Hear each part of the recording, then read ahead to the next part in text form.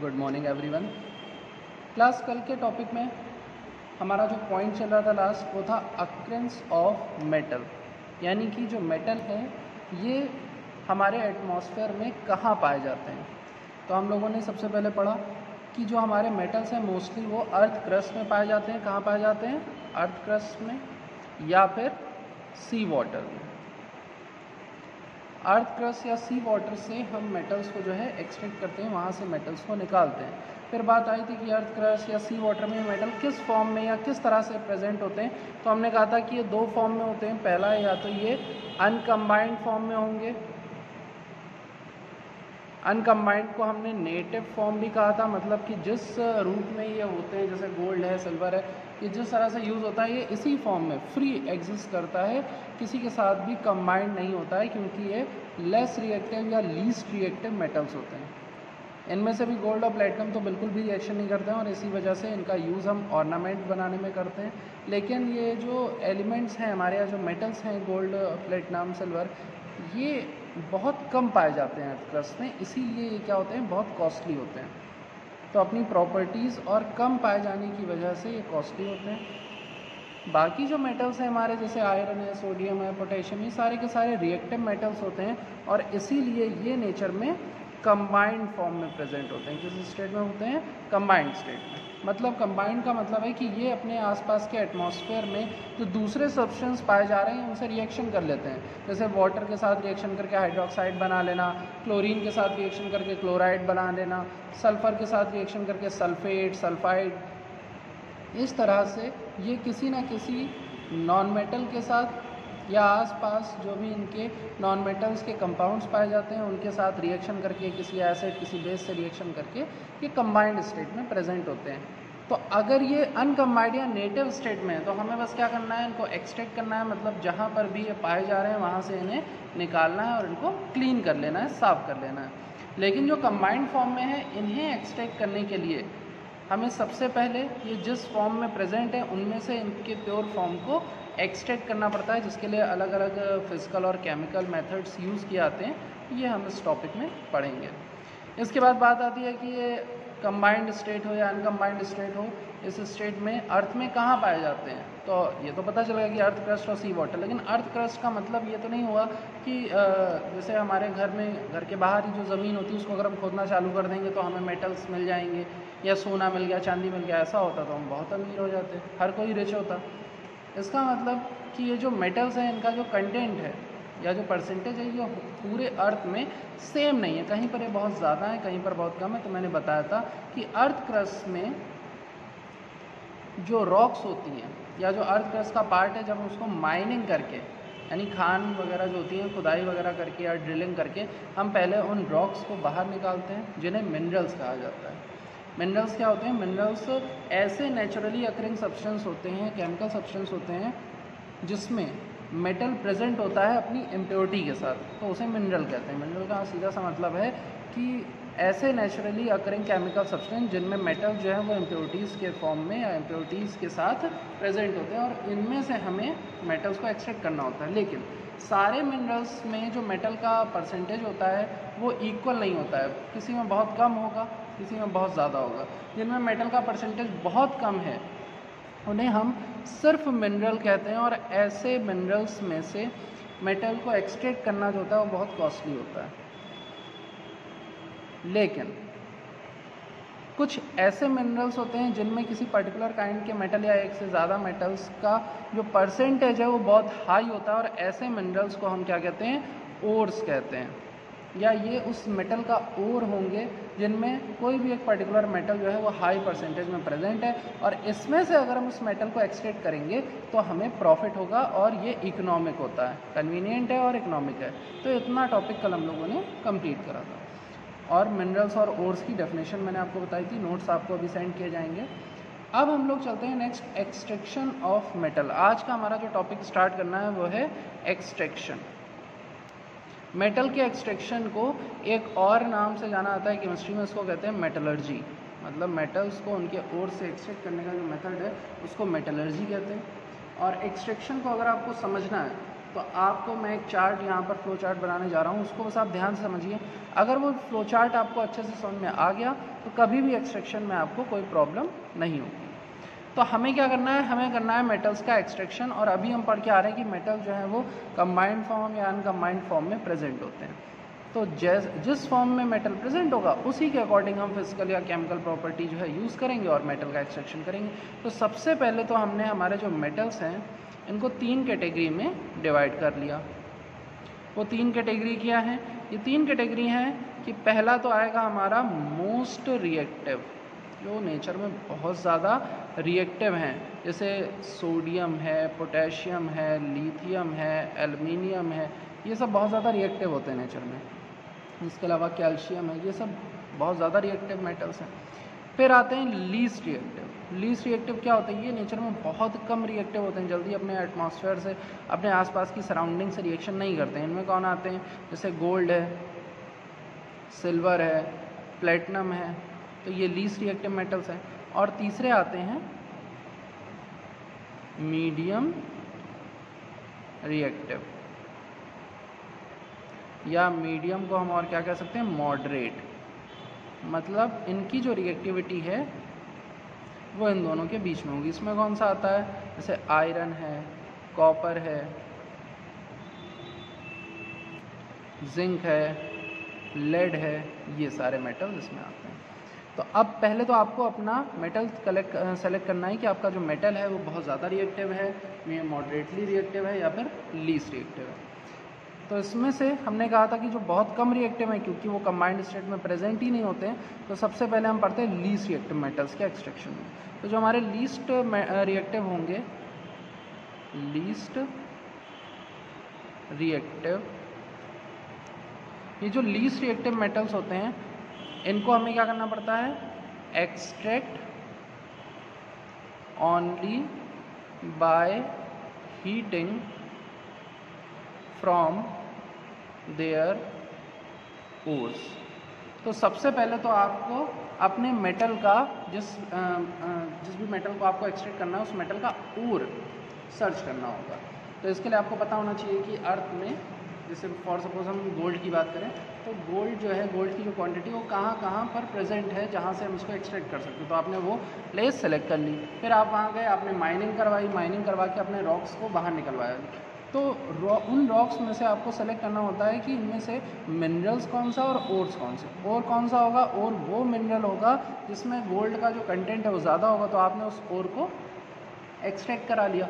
जब आप उस ओर को बाहर निकालेंगे, मैं आपको बता दूं कि जो गोल्ड माइंस होती हैं वहाँ पर जो गोल्ड है वो बड़े बड़े पीसेस के फॉर्म में, ऐसे पत्थर के टुकड़े होते हैं इस फॉर्म में, इस तरह से ऐसे वहाँ पर प्रेजेंट होता है। इसका एक्सट्रैक्शन क्या आता है? क्योंकि ये लीस्ट रिएक्टिव है तो ये वाटर वगैरह से रिएक्शन करके इसमें ज़्यादा इम्प्योरिटीज़ नहीं होती हैं, अलग से गोल्डन कलर का ये शाइन कर रहा होता है। तो उसके बाद इसको बाहर निकाल करके सिर्फ इसे क्या कराता है? हीट किया जाता है, गर्म किया जाता है।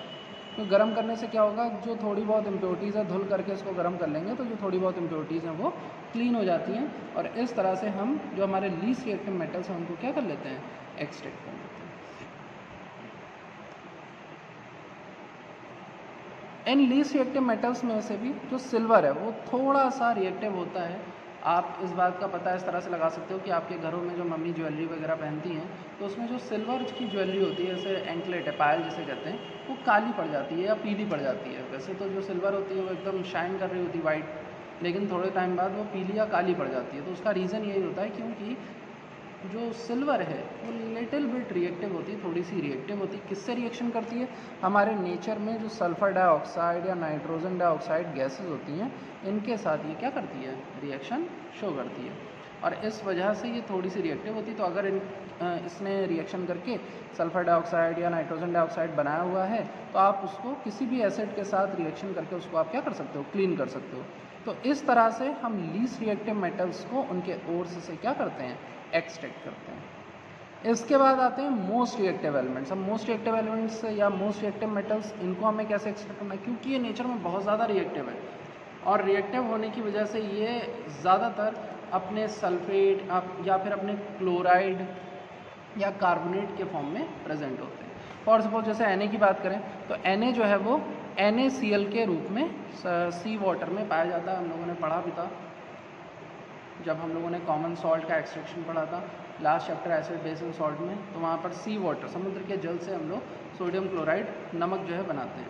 तो इस सोडियम क्लोराइड में सोडियम मेटल प्रेजेंट है, लेकिन ये क्या है, ये बहुत ज़्यादा रिएक्टिव है, तो आप इसको सिर्फ हीट करके नहीं अलग कर सकते, क्योंकि इनके बीच का जो फोर्स ऑफ अट्रैक्शन है सोडियम और क्लोरीन के बीच का बहुत स्ट्रांग होता है।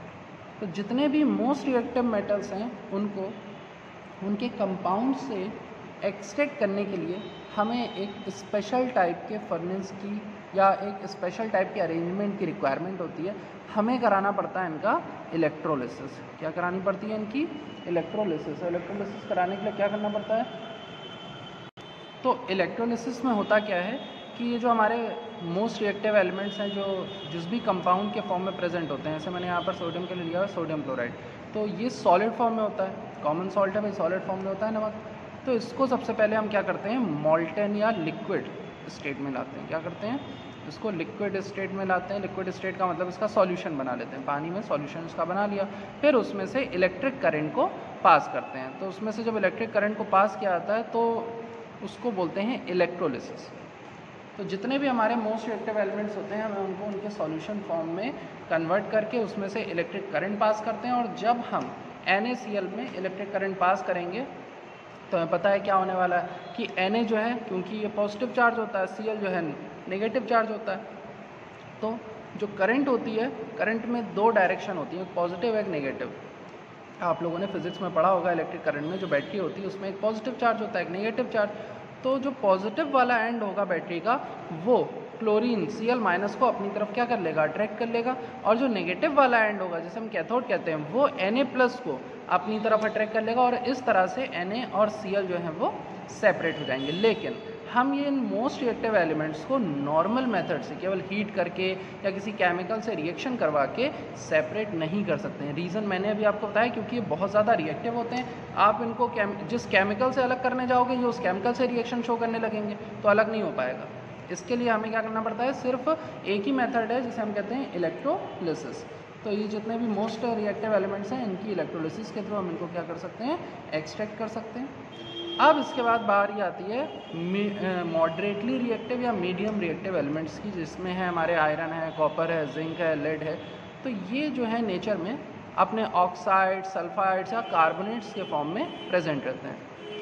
तो जितने भी मॉडरेटली रिएक्टिव एलिमेंट्स हैं या जो मॉडरेटली रिएक्टिव हमारे मेटल्स हैं, इनको एक्सट्रैक्ट करने के लिए हमें इनका करना पड़ता है रिडक्शन। क्या करते हैं? रिडक्शन। रिडक्शन एक ऐसी प्रोसेस होती है जिसमें किसी भी सब्सटेंस से ऑक्सीजन को क्या कराता है, हटाया जाता है।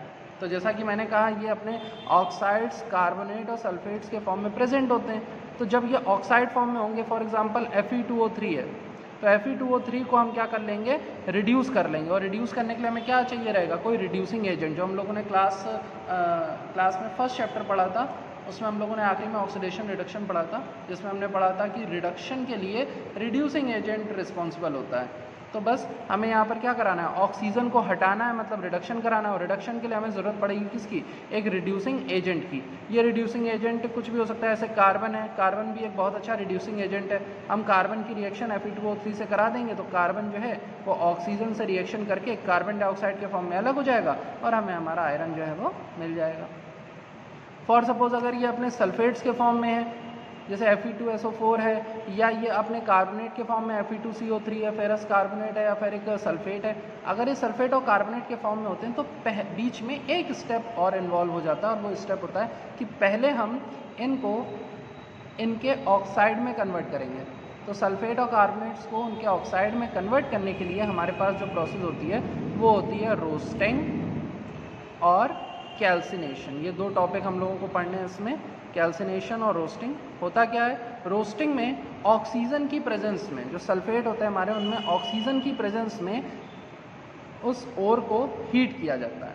आयरन का जो सल्फेट वाला ओर होगा उसको ऑक्सीजन की प्रेजेंस में हम हीट करेंगे तो वो अपने ऑक्साइड्स में कन्वर्ट हो जाएगा। सल्फर जो है वो बाहर निकल जाएगी और वो अपने ऑक्साइड में कन्वर्ट हो जाएगा। और एक बार ये ऑक्साइड में कन्वर्ट हो गया तो फिर हम इसका क्या करा देंगे, हम इसका रिडक्शन करा देंगे।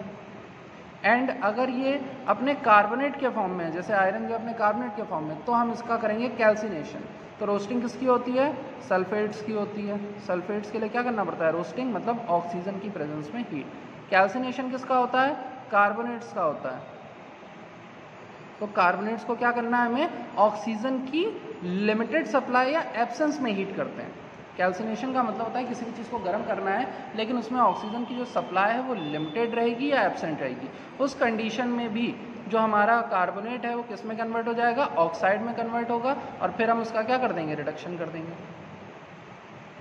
और रिडक्शन करने के लिए कोई भी रिड्यूसिंग एजेंट यूज़ करेंगे और उसमें से ऑक्सीजन हटा देंगे तो हमें हमारा मेटल मिल जाता है। तो इस तरह से मोस्ट रिएक्टिव, मॉडरेटली रिएक्टिव और लीस्ट रिएक्टिव मेटल्स का एक्सट्रैक्शन होता है। लीस्ट रिएक्टिव मेटल्स को एक्सट्रैक्ट करने के लिए सिर्फ हीट करना पड़ता है। मोस्ट रिएक्टिव एलिमेंट्स को एक्सट्रैक्ट करने के लिए इलेक्ट्रोलिसिस करनी पड़ती है। और मॉडरेटली रिएक्टिव एलिमेंट्स को यानी मेटल्स को एक्सट्रैक्ट करने के लिए उनके ओर्स से हमें कराना पड़ता है उनका रिडक्शन। किससे? उनके ऑक्साइड से। और अगर वो ऑक्साइड फॉर्म में नहीं है, अगर वो सल्फेट फॉर्म में है या कार्बोनेट फॉर्म में है, तो पहले हमें क्या करना पड़ेगा? रोस्टिंग और कैल्सिनेशन, और इसके बाद फिर हम करेंगे क्या? उनका रिडक्शन। तो आई होप कि ये पॉइंट आपको समझ में आया होगा।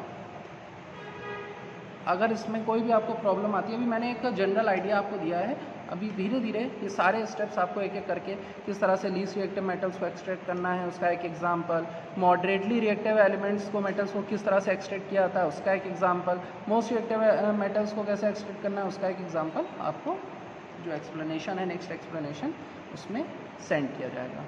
तो आज आपको ये समझना है कि जो हमारे मेटल्स हैं उनको हमने 3 कैटेगरीज में डिवाइड किया हुआ है, मोस्ट रिएक्टिव, मीडियम रिएक्टिव और लीस्ट रिएक्टिव। और इन तीनों को इनकी रिएक्टिविटी के बेसिस पे हम इनके ओर से क्या करते हैं? एक्सट्रैक्ट करते हैं।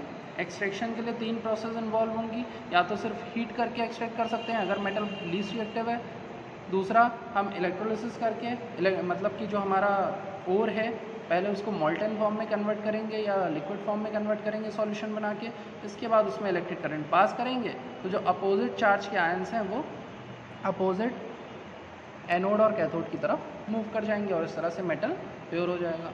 और जो मॉडरेटली रिएक्टिव हैं उनका हमें कराना पड़ता है रिडक्शन उनके ऑक्साइड में से। अगर ऑक्साइड नहीं है तो हम पहले कैल्सिनेशन और रोस्टिंग करवाएंगे, दोनों में से कोई एक डिपेंड करेगा कि सल्फेट है या फिर कार्बोनेट है, और उसके बिहाव पर एक बार ये अपने ऑक्साइड में कन्वर्ट हो गए उसके बाद किसी भी रिड्यूसिंग एजेंट को यूज़ करके हम इनका क्या करा देंगे? रिडक्शन करा देंगे। तो आज के टॉपिक को मैं यहीं तक रख रहा हूँ। नेक्स्ट एक्सप्लेनेशन में हम लोग कंटिन्यू करेंगे कि किस तरह से एक एक करके हम हर तरह के मेटल को एक्सट्रैक्ट कर सकते हैं। ओके क्लास, इतने में अगर आपको कोई भी डाउट आता है तो आप पूछ सकते हैं। Thank you.